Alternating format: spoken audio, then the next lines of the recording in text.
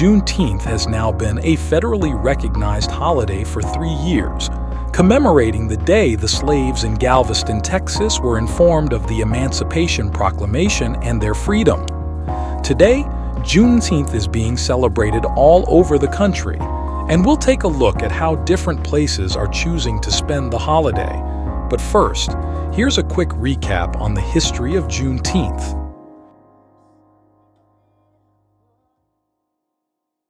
We're inside the Slavery and Freedom exhibit at the National Museum of African American History and Culture. And with me now is museum curator Mary Elliott. Mary, thank you for being with me. Thank you so much for having me, Victor. Let's talk about the narrative that I think some people expect when we talk about Juneteenth. They think that after June 19th, 1865, that all black people in this country were free. Is that true? That actually is not true. Yeah. In fact, Juneteenth is when news got to Galveston, Texas, and it is actually the date when the Emancipation Proclamation was enforced in Texas, which was the rebelling state farthest west. And the Emancipation Proclamation only freed enslaved African Americans in the rebelling states. That meant that there are states like border states like Maryland, Missouri, Delaware, Kentucky, where there were still people who were enslaved. Some of those states did emancipation around 1864, just before the end of the war, but 2 did not. And so there were about 200,000 plus people still enslaved at that time.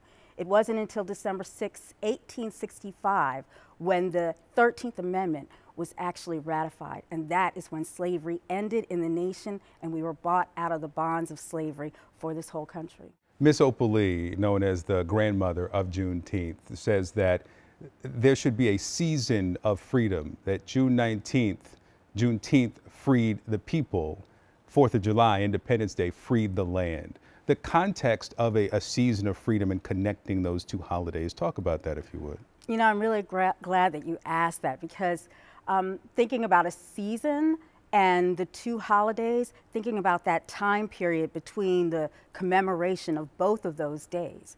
It's really powerful because even though July 4th comes after June 19th, June 19th gives us an opportunity to reflect on the nation, who we were, who we are, and who we want to be. This is a new federal holiday, although some black people have been celebrating it for many, many years.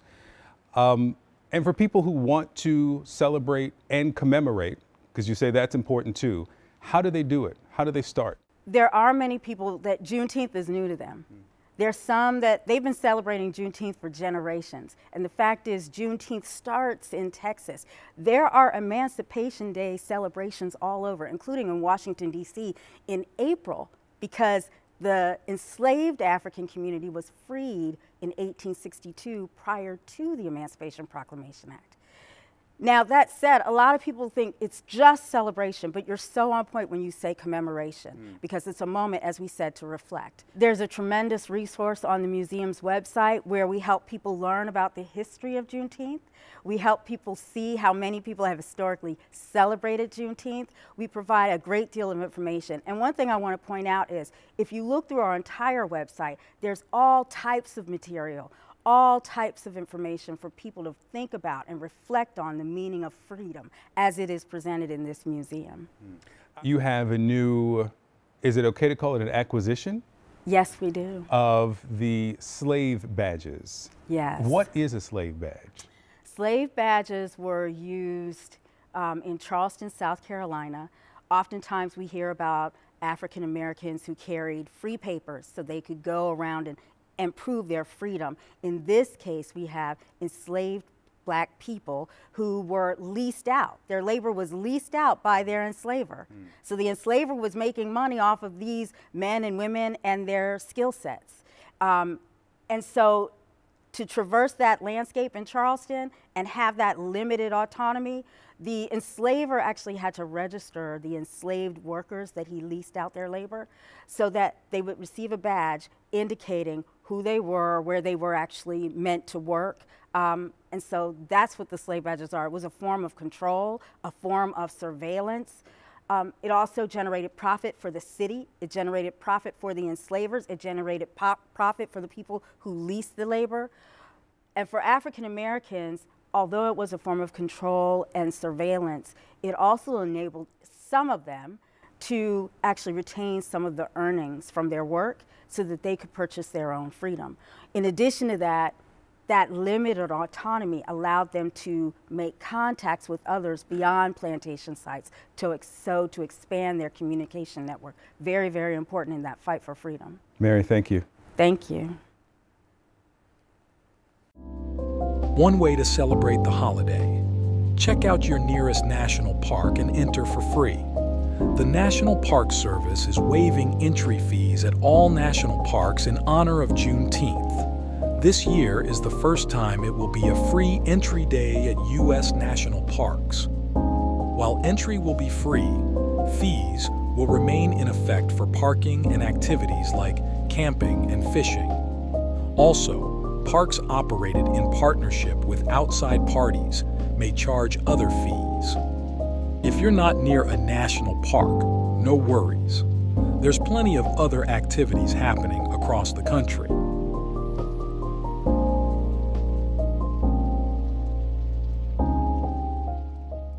Earlier this month, you may remember, how could you forget is what I should say. You met some amazing women from the Miss Juneteenth Central Texas pageant. Some beautiful young women and some adorable little girls were here as well. As of Saturday, June 8th, the 2024 Miss Juneteenth court is officially crowned, you guys. You can see the Central Texas court right there on your screens. And the newly crowned 2024 Miss Juneteenth Queen.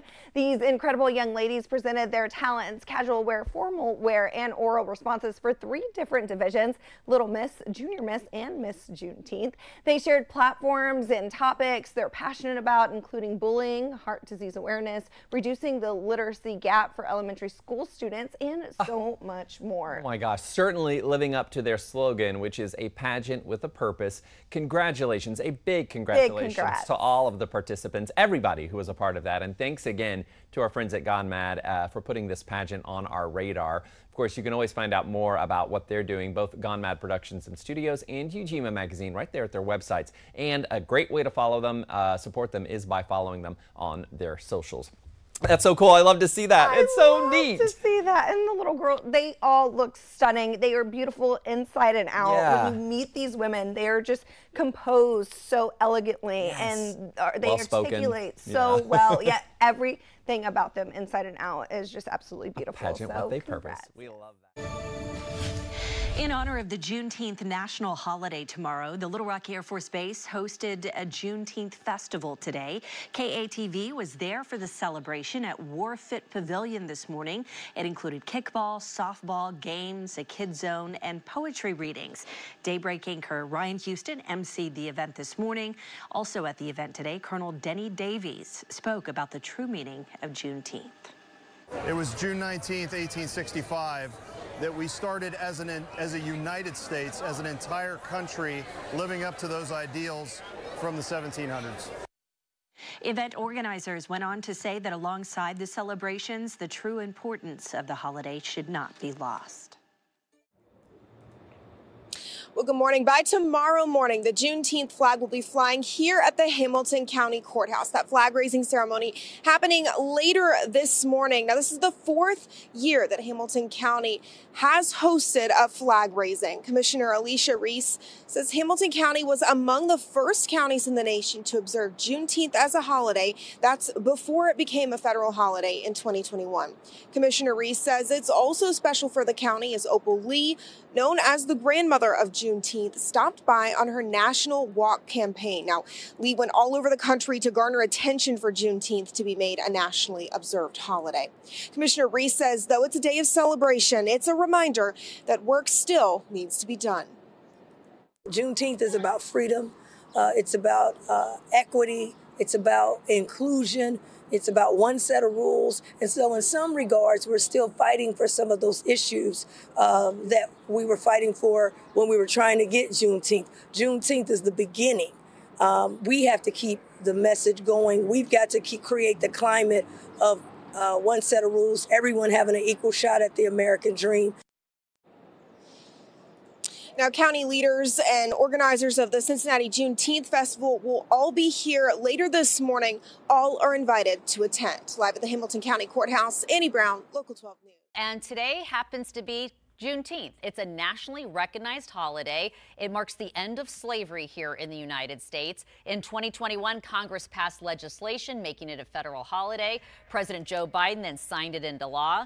The Emancipation Proclamation of 1863 freed enslaved people in Confederate states, but did not immediately end slavery in places like Texas that was still under Confederate control. So some 2.5 years later, on June 19th of 1865, Union troops led by Major General Gordon Granger arrived to Galveston, Texas, and announced to the more than 250,000 enslaved black people in the state that they were free. Let's now check in with our Andrew Nomura, who has more not just on the historical significance of this holiday, but also all the fun stuff planned here locally today. Hi, Andrew. Hey, Kim. Yeah, here at the Water Street Plaza, it's pretty quiet now, but things will be a lot different later on this afternoon when dozens of people come here to celebrate the Juneteenth festival here in the Water Street district. It starts at 6 o'clock this afternoon. We have a graphic for you to give you all the details. Ends at 9 p.m. Packed with music, community, and culture, and just another great way to celebrate this holiday. Now, tons of cities across the valley have been celebrating Juneteenth. We had some over the weekend there at the World Market Center with the city of Las Vegas, Clark County, and in conjunction with North Las Vegas. Additionally, North Las Vegas had a flag raising last week. Check this out. We typically leave the flag up anywhere from 6 months to a year, and it's just a reminder of the suffrage of African Americans back in 1865, and we must never forget. It's so important that we keep this history alive and the real, true, and understanding the meaning behind the Juneteenth holiday.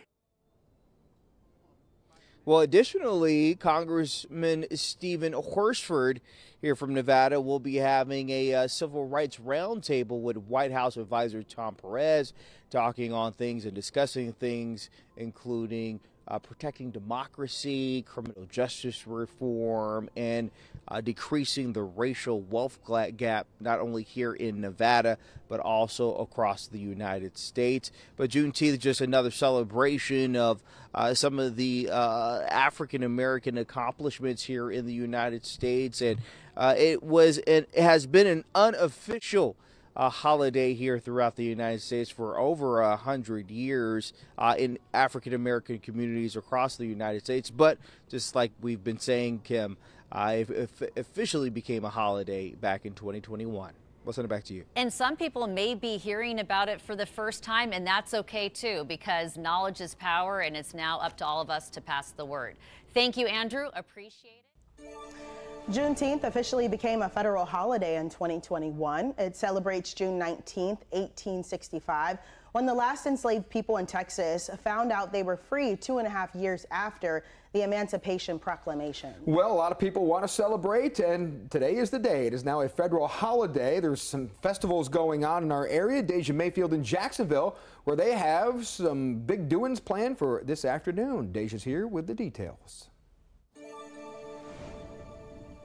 Brian, Mariah, we are downtown Jacksonville at the Riverwalk this morning with Sabrina Johnson, who's been really instrumental in putting this event together that's going to kick off later this afternoon. When you get here, you're going to see a lot of different vendors that, again, Miss Sabrina has kind of put together so that they can get a chance to kind of sell their products and get their name out there. Miss Sabrina, can you tell us a little bit more about some of those businesses that we'll see? So it's one of the businesses that we have is called Glowmania, and that's been a staple in our community. She's moved locations, but she's remained solid here, and that's somewhere for the kids to go, have little fun activities, arcade feel. So you're bringing back the nostalgia of, you know, the old video game times. And then we have another vendor that's going to be selling T-shirts out here, and she's going to have a variety of T-shirts that you could choose from, and some with the Juneteenth celebration on there. We're going to have dots and she has the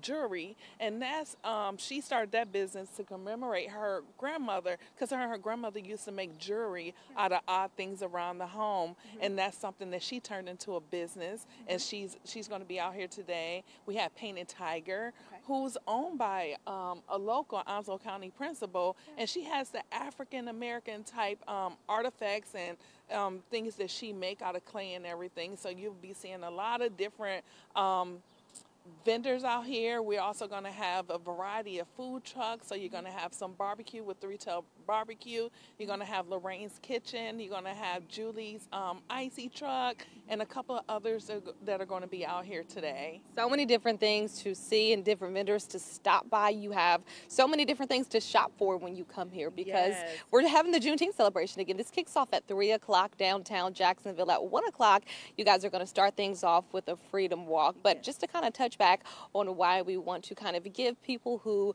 own businesses, Black-owned people who own those businesses, is because the number of Black-owned businesses in our country, it really fell during the pandemic, and people are just trying to have access to capital and to build wealth for them and their families and for their communities. So when you shop Black-owned, or even when you shop small-owned, you're giving people right in your community the opportunity to create big opportunities for them and their families. So again, everything kicks off here starting at 3 o'clock. We have a live entertainment guest who's going to be here at 7:30 to kind of give you a sneak peek of some of the music that you'll be hearing later on this afternoon once things wrap up. All right, Marty, thank you very much. 7:44. Today marks the Juneteenth holiday. We've told you this morning about what is closed, but it's also important we remember why this holiday is observed. Elder Hanif Abdul Wahid is a local thought leader within the Black community. He also has an event planned for next month that we want to talk about as well. Good morning. Thank you so much for coming in. Really appreciate your time today. Thank you for having me, Dan. Absolutely. First and foremost, before we talk about what's happening next month, let's address the day itself. Why is marking Juneteenth so important? Well, I think the history has been kind to us in allowing us to understand that freedom is the most sacred principle that any human can aspire for, especially if they don't have it. And so Juneteenth, it commemorates the 1865 rendition of going into Texas, not to inform folks that they were free, but to enforce the law that freedom was the order of the day. And so to remember that, a lot of times that narrative gets somewhat confused to the degree that folks at that time didn't know that they were free. It was that they weren't allowed to have their freedom. And so troops had to go in to enforce that. And so to remember that is very, very important. And I must also add that it is important for us, at least here in Rochester, because there's still the vision that most folks have to make Rochester one city instead of two.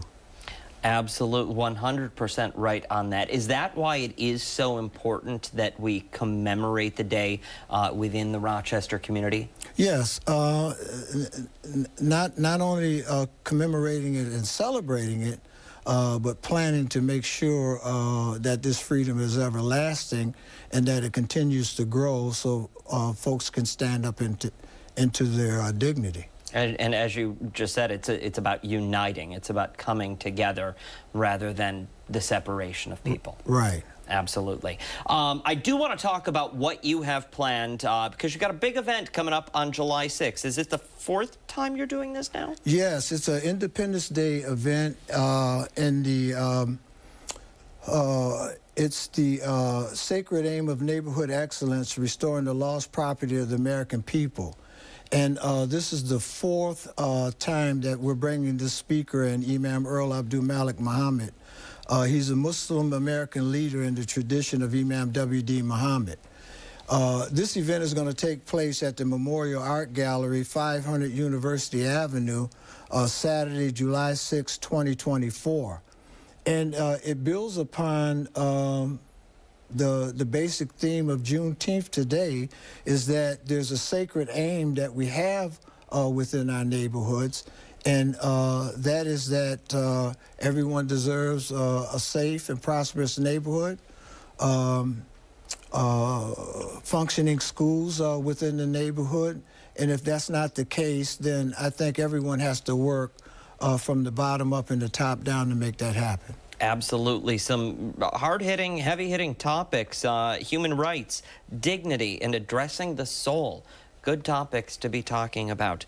Thank you so much for coming in this morning. Really appreciate your time. If you want to attend next month, we'll post all of this information and much more on our website, foxrochester.com, after the show this morning. 7:48, we're back. That's right, we're in beautiful Columbia on a beautiful day. Laura, it doesn't get better than this. It sure doesn't. Laura's the booger with the sugar, the head honcho, the top dog, the person in charge. So you laid this thing out. What can we expect today? You can expect 6.5 hours of vendors, artists, musical acts on the stage. Come by, enjoy this beautiful free family event. I love it. And then speaking of vendors, da-da! We have one of our superstar vendors, Roxanne. So Roxanne, what do you have here? I see some, I think, body products. I see some amazing. Well, tell us about your babies here. Sure. So my skincare line is called Pasión de la Piel, which is Spanish for skin passion. We do have body oils, body scrubs, and some body oil candles. Here's our rose and hibiscus, which is infused with rose petals and different tea. And then we have our body scrub as well. Our body oil candles are, yes, as you heard it, it's used for the body. Smells delicious. Thank you very much. You warm it up and then rub it on? Yes, you do. Wait a minute now. Nice I got some creative ideas now. Wait a minute, Allison. Hey. So, yes. You're one of many vendors here. And again, you know the food's going to be amazing. And a beautiful day as we celebrate Juneteenth, guys. You know, and it's in Columbia. I mean, come on, Columbia is always, great place to be. You know, even just the energy, like people running around the lake this morning. So this is a great day. And hey, it's a federal holiday for those who don't know. Juneteenth is now a federal holiday. And we see, Mark, a lot of tents, it looks like, setting up and getting ready for today. Yeah, definitely. It's going to be beautiful. So starting around 2 o'clock, but it's going to DJ, it's going to be entertainment, food, and again, just a beautiful day all in all. Even though it's going to be hot. And you were just saying it's going to get hot, so you got to watch what you're doing with those candles, Mark. Just watch what you're doing. Ooh. That's too right. hot today. You got to be careful. That's right, Tom. You know what, Tom? You know Tom. Tom, I think we need to end. I think we should end. Go to our website, foxbaltimore.com/. Well, it is an honor flight like no other. Veterans revered for their dedication and service will embark on a journey of remembrance with an all-expenses-paid trip to the nation's capital. Our John Gonzalez joins us from the National Mall to tell us why this Juneteenth flight is unique. On this Juneteenth, 26 black veterans are getting a trip of a lifetime. The Honor Flight Network is hosting the first ever Juneteenth honor flight trip here in the nation's capital. One of the first stops will be the World War II Memorial. This special group is arriving at Reagan National Airport, and some have been here before, but never like this. Take a look at some of these powerful images. They will visit memorials built in their honor. The emotional itinerary also includes the Vietnam Veterans Memorial and Arlington National Cemetery. Honor Flight Network board member John McCaskill tells me it is important to pay tribute to these unsung heroes, black veterans who selflessly served during America's most pivotal war periods. You know, since that first shot fired from Lexington Green, Massachusetts in 1775, black folk have been defending this country. And so there were a few things that we did have to understand prior to. Number one, the history of African Americans in U.S. military history. We had to really go out and not just say, oh, here's your invitation, but really compel them to come. Now, the group includes a 101-year-old veteran, 3 Purple Heart recipients, and one of whom is also a Bronze Star recipient, and 4 women veterans. Now, our cameras will be at DCA later this morning as that flight arrives from Atlanta, Georgia. We are looking forward to bringing you those special images as well. In Southwest Washington, John Gonzalez, 7 News.